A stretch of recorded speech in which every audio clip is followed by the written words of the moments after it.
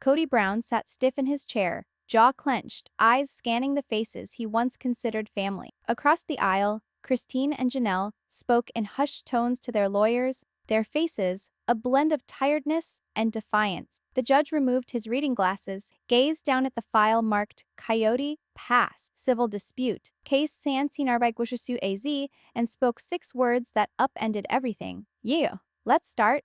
This family created an empire because this wasn't all about cash. It was about promises, infidelity, and a Idern Wu $1 million sale that destroyed what was remaining of a dream. If you were in that courtroom, on which side would you be? Let us know below, because tonight's tale isn't about property. It's about loyalty, loss, and what occurs when love becomes litigation. They had once referred to it as the future. 4 chunks of Arizona earth spanning the Coyote Pass horizon. Kody had promised his wives, "This is where our legacy will thrive. Each of you will have a piece." But legacies, like land, can disintegrate when trust does. And in Arsenling Arserwar, that utopia became Exhibit A. Hum softly overhead. Kody tightens his tie, looking over at Robyn, the sole wife remaining by his side. She fidgets with a silver cross chain, her lips moving in quiet prayer. In the corner of the room, Christine folds her arms tight, her voice soft but unshakable as she leans into her attorney. "Let him talk," she says.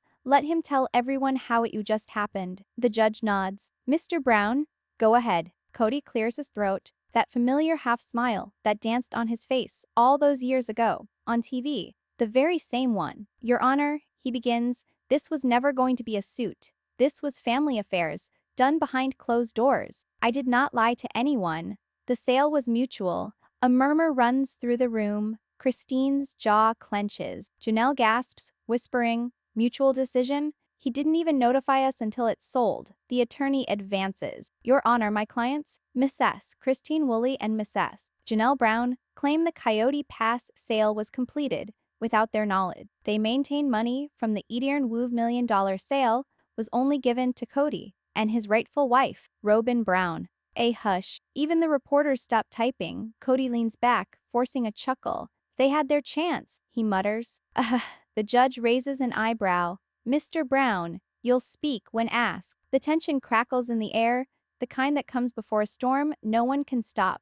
The narrator's voice softens. "Eek. Sometime in the past, that territory represented harmony. They stood as one under the Arizona sun. 4 wives, 1 man, and a shared vision to build homes side by side. Behind the smiles, however, were cracks, delinquent taxes, financial pressures, and unspoken resentment." Christine remembers that day vividly. Kody promising each wife a separate lot. "You'll finally have your own space," he said. She held on to those words like scripture until years later, a realtor's email shattered them. That email, now printed and marked as Exhibit 2, lies on the judge's desk. Subject line, Coyote Pass, sale confirmation. The date? 3 weeks before Christine found out. In the front row, Meri sits silently, her face impassive. She's not a defendant, not a plaintiff, just a specter from another scene. The imagination camera pans to what she is thinking. How the dream she once had come to be a courtroom fight. Janelle is heard next. "We were partners.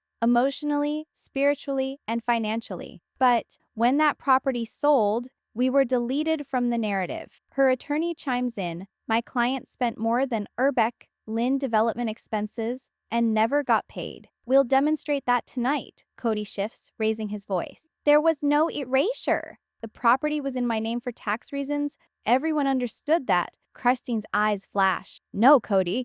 You understood that. You insured.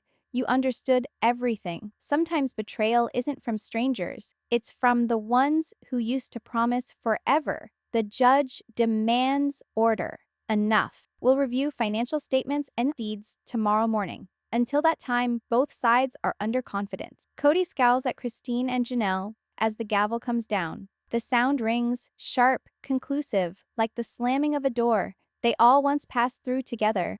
Across the street from the courthouse, cameras flash, fans and reporters yell questions. "Ew, Christine, are you getting back together?" "Janelle, did Robyn get your share?" But both of them pass silently by. Janelle gives a turn to Christine, her voice shaking. "Yo, do you think he ever meant it? The whole one family thing?" Christine lets out a deep sigh. He meant it until it stopped benefiting him. The narrator lowers their voice, reflective. No.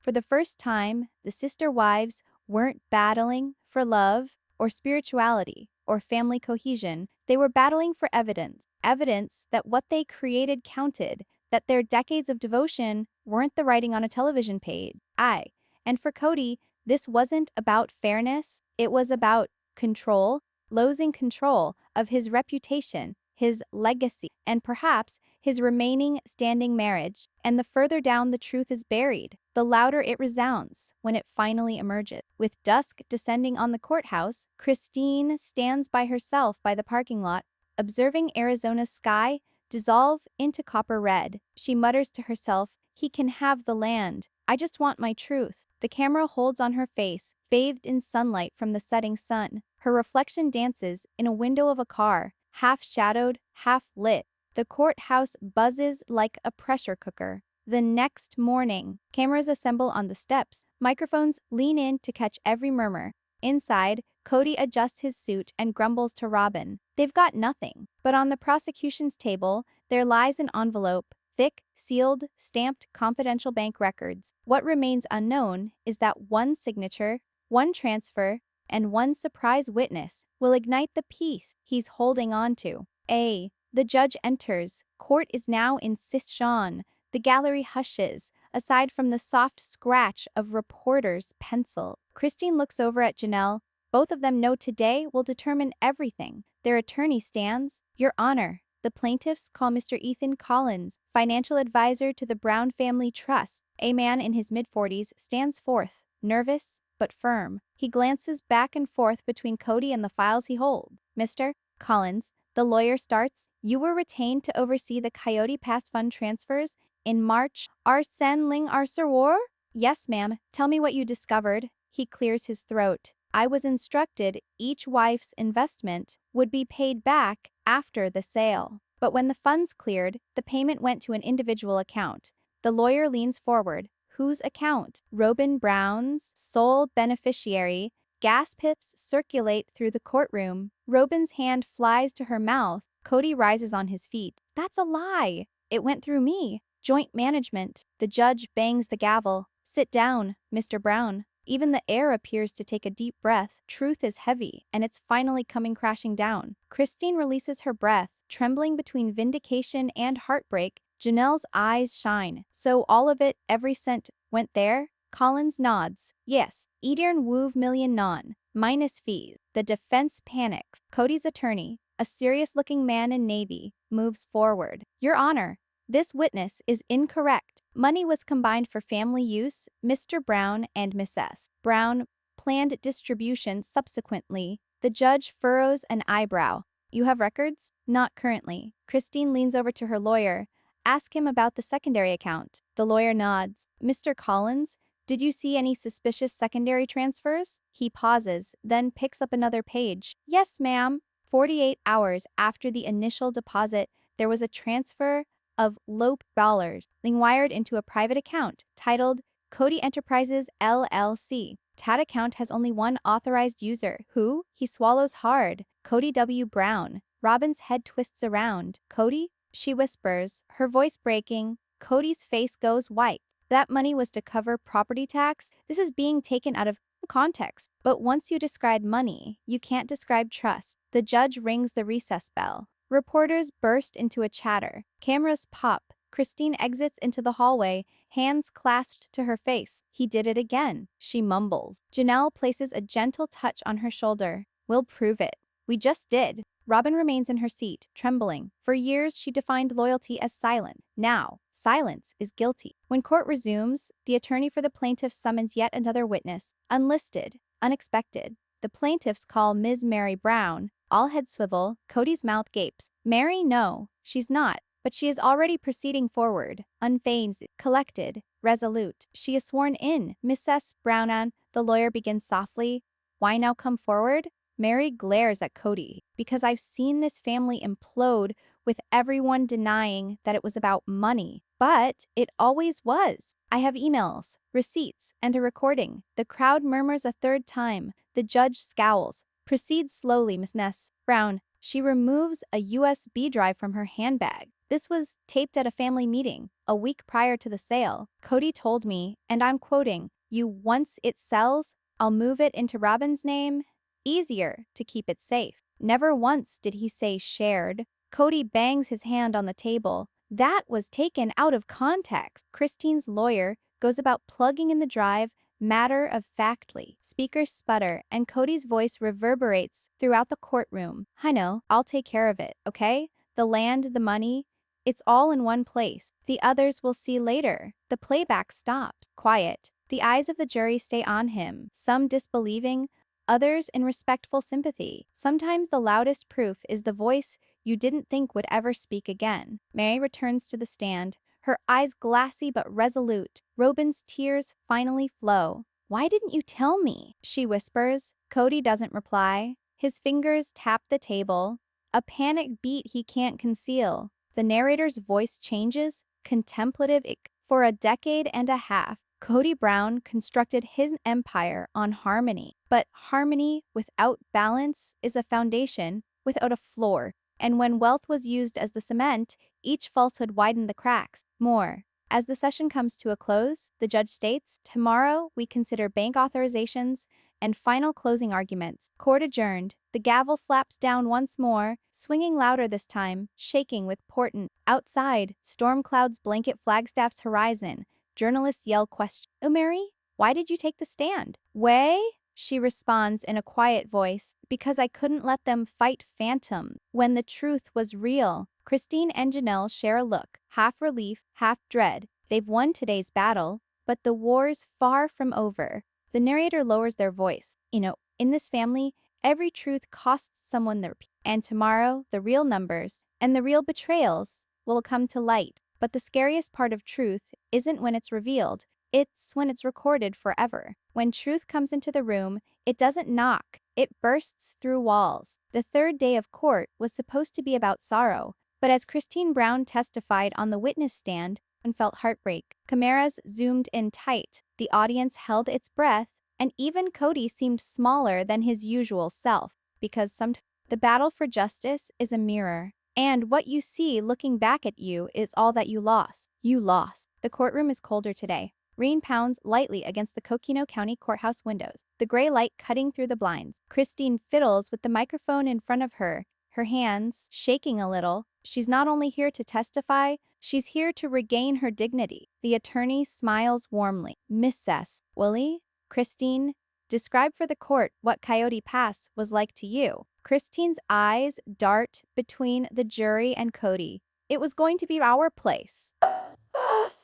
Not his, not mine, ours. We stood on that land, side by side, and pictured houses for our kids, grandkids, playing across lawns." Kody vowed that, but each time we moved closer to construction, something shifted. Excuses, delays, forms we couldn't see. She swallows hard. "It was never about the money. It was about being treated as an equal. Sometimes the worth of something is not in the cost, it's in the commitment that went with it." Kody's attorney stands up.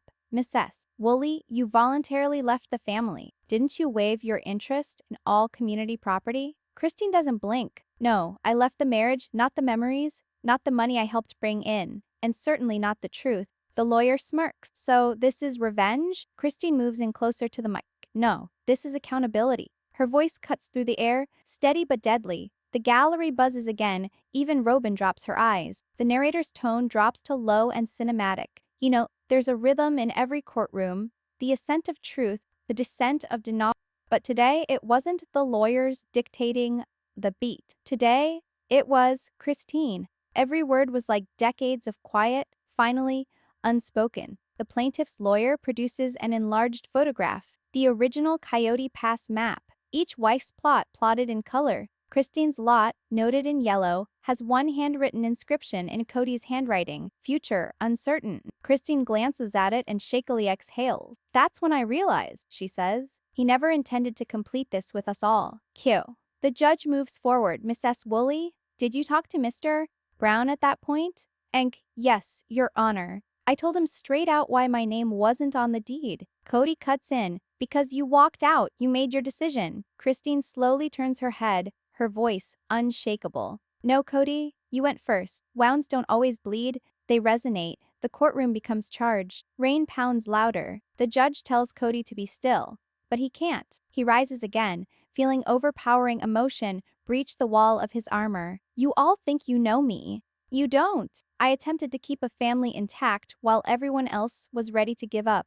You label it control. I label it survival. Christine's eyes relax only a fraction. And perhaps that's why this happened. You were keeping on, Kody. But we were meant to be living. The silence which follows weighs more than words. At that moment, it wasn't husband and wife, or plaintiff and defendant. It was the head-on collision of all that they used to believe. Love, loyalty, and faith, careening into a reality they could no longer outrun. The attorney clears her throat. Mrs. Woolley, one last question. What do you hope to get out of this case? Christine pauses. Her eyes well up with tears, but her voice is steady. Justice and closure. Not only for me, for all of us who thought we were partners when we were actually pawns.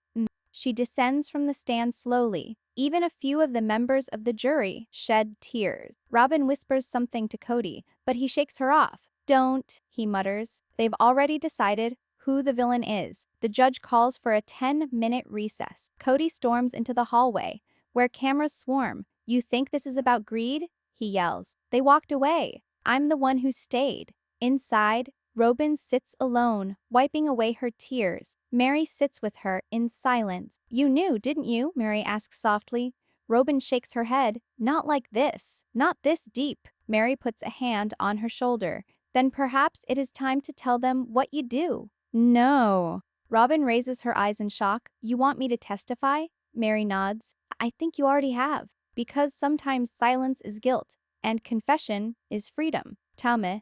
As the recess fades, Robyn stands, face ashen but resolute. Your Honor, she whispers, I'd like to take the stand. The courtroom hums once more. Even Kody stiffens. Rob, don't. She glances at him, eyes ablaze with quiet fury. If you ever loved any of us, let me talk. The judge nods. Proceed, Mrs. Brown. The narrator's voice grows deeper, ominous, threatening. The gallery tilts forward. The attorneys jumble their notes. Kody's hands grasp the table. Because everyone in that room knew what Robyn was about to say could end not just a marriage, but the illusion of the whole Brown family. And when the truth comes from the one who promised, Dad, never betray you, that's when it hurts the most. The most lethal truths sometimes do not issue from enemies. They issue from the one who vowed never to speak against them. When Robyn Brown stood to testify, all of the camera lenses focused on her shaking hands. She had spent years defending Kody, hurting his tail like scripture. But today, under oath, even scripture could turn to ash. The courtroom buzzes with tense quiet. Rain continues to fall outside, but within, the air is charged with tension, as if thunder caught between buildings. Robyn sits down, head bowed, a crumpled paper shivering in her hand. The judge's voice is soft. Mrs. Brown, you do realize you are sworn? Yes, Your Honor. Then tell us, in your own words, what you know about the Coyote Pass sale. She breaks into a crack of voice. I was assured the sale would help us. We were in debt up to our eyeballs. And Kody said it was the only way we could begin again. He told me to sign. He'd take care of everything else. But a week later, I saw something I wasn't supposed to see. The lawyer leans in. What did you see? Robyn breathes out slowly. A bank statement on the kitchen counter. It listed 2 transfers, one to our account, and one to an account I'd never seen. It had Kody's name on it, but the memo indicated personal restoration. A collective gasp moves through the gallery. Kody's jaw clenches. That was private. You had no right. Private? Robyn cuts in, her voice finally sharp. Kody, this family ceased being private the moment you traded our future. The hardest truths are the ones uttered with love still in the voice. The plaintiff's attorney intervened. Mrs. Brown, can you authenticate this document? Robyn nods, pushing the creased paper to the judge. It's a copy of the confirmation of transfer Ling to Kody Enterprises, LLC. The same account revealed earlier. The judge reads it, expression inscrutable. Mr. Brown, do you have anything to say? Kody stands up slowly, voice shaking but firm. You don't get it. That wasn't for me. It was for us, for the future. For the family we could still restore. Christine murmurs at her table, the family you already sold. Ha. The words linger in the air like a cloud of smoke. Kody's eyes flick between them, Christine's mute anger, Janelle's unyielding defiance, Meri's serene sorrow, and Robyn's shaken guilt. The judge inclines his head. Proceed. Robyn goes on, weeping now. He said he'd bring it back after the taxes were paid, but weeks went by. Then I saw the receipts. He bought a truck, a boat, a life none of us had. Money purchases things, it never fixes what it breaks. Kody's authority is broken. He pounds the table. You don't understand. I built this. I kept this family together, while you people turned on me. I earned that money. The judge's gavel comes down. Mr. Brown, one more interruption and you'll be ejected. But Kody goes on, voice breaking now. Yallying? I gave everything. Did I enjoy being the bad guy? Did I want to see you all walk away? I had nothing left to hold on to, so I held on to what I could. The land. His voice breaks to a whisper. The land never left me. The courtroom is completely silent. Even the judge's face relaxes for an instant, not with sympathy, but with empathy, because control is just a synonym for fear. The narrator's voice lingers, contemplative, For years, cameras followed this family across cities, seasons, and heartbreaks. Viewers saw arguments, tears, confessions, but they never saw what fear does to love. Today, fear sits on that witness stand, wearing a man's face and a trembling heart. Robyn dabs at her cheeks. I stood by you when all the others walked out. I trusted you because you told me we were the last chapter that would be able to make it. But it's a cover-up, Kody. It's not a marriage. Kody hollow-eyed looks up. You're testifying against me. I'm speaking the truth for you, she says. That's different. Sometimes the last act of love is to let the truth destroy what remains. The lawyer moves to the bench. Your Honor, we'd like to enter Robyn Brown's testimony and the documents attached to it as Exhibit Joe Duel. The judge not. So entered, he scans the courtroom, the broken family, now hardly maintaining eye contact. What I see before me is not merely a dispute over a contract. It's a failure of trust, quantified in dollars. Christine rubs her eyes. Janelle takes a deep breath, as if 10 years worth of weight finally off. Not that she's won, but because the truth is finally told. Kody drops back into his chair, once confident patriarch now still. Robyn sits next to him, not on him, not away from him either. Outside, lightning lights up across the sky of Arizona. Cameras and reporters run to the doors of the courthouse. In here,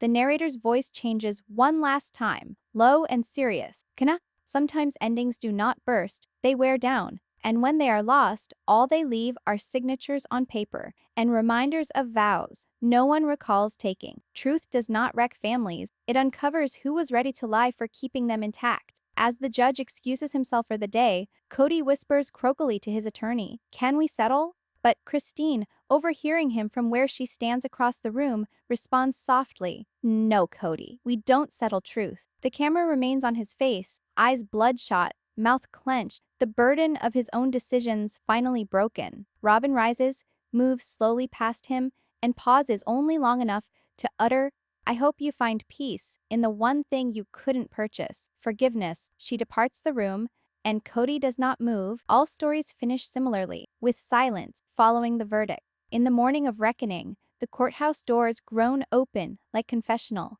No cameras inside today, no whispers of rumor. Only those who lived the tale sit, waiting to hear what it took out of them. And when the gavel comes down at last, it doesn't simply render judgment on title to land. It renders judgment on what love and greed are, and what's left after the dream fades. The air is colder than normal. The fluorescent lights buzz. Everyone appears weary, not from the trial itself, but from years it speaks to. Christine holds a little silver locket. In it is a picture of her children, taken the day they first set foot in the Coyote Pass lots. Janelle sits next to her, serene, breathing slowly. A couple of rows away, Kody sits rigid, eyes empty, mouth pressed thin. Robyn sits 2 rows back from him, alone, The bailiff's voice interrupts the silence. All rise. Judge Henderson enters, robes slightly creased, eyes firm. You may be seated. He clears his throat. This court has considered the financial records, depositions, and real estate filing concerning the sale of Coyote Pass. The record indicates proceeds were disbursed without the company investors' full agreement or signatures. This constitutes fiduciary breach. A murmur stirs in the gallery. Kody clenches the table edge until his knuckles turn white. The court thus orders that the total amount of $1 million be redistributed in proportion to the initial contributors, Mrs. Christine Woolley and Mrs. Janelle Brown. Also, punitive damages of ebite worsers. Ling Ware awarded to Mr. Kody Brown for misrepresentation of joint assets. Christine breathes a hard breath. She didn't realize she was holding. Janelle's eyes shut. Tears well up silently. Robyn puts her hand to her mouth, whispering, "Oh, Kody." The judge isn't done. Mrs. Robyn Brown is released of liability, but will be asked to sign release forms to complete the sale. Kody collapses back, defeated. The gavel falls once, hard, final, resonating off the walls like thunder rolling away. Justice doesn't always heal. Sometimes it only halts the bleeding. Reporters wait outside, cameras poised, but within, no one stirs. The silence wants on, tenuous and holy. Christine finally rises. "It's over," she whispers. Kody glances up at her, voice husky.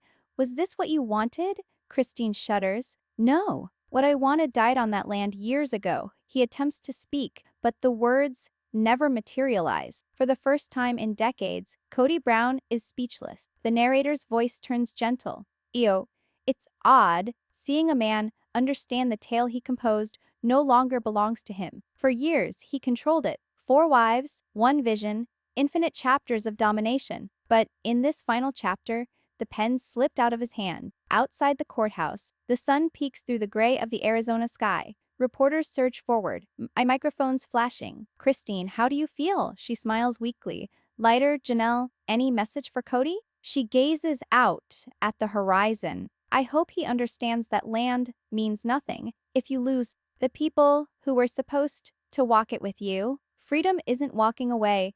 It's finally knowing why you had to." Later that night, the women eat at a tiny diner on Route Locht Chaloup, the very same one they used to stop at on a family vacation years before. No cameras, no attorneys, just the software of coffee makers and memories. Meri shows up, sliding into the booth with a soft smile. "To making it," she says, lifting her cup. Christine smiles softly. "To rebuilding," Janelle throws in. "To truth.